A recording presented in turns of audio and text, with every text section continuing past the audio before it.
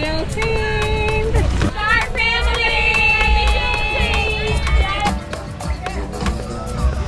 So excited to be here today. Remember, most of all, that was done for us, and we're so grateful.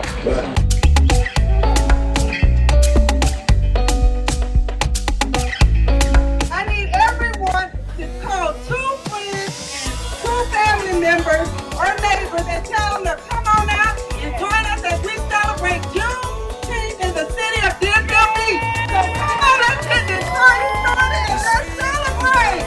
Woo!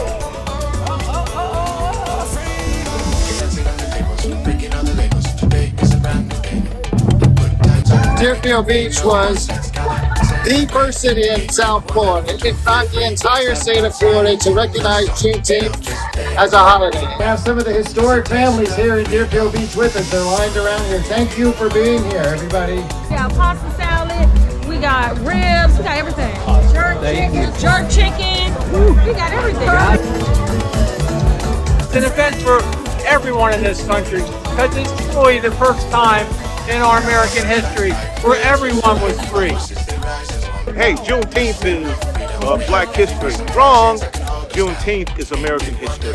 It is about how we make something better than what it was.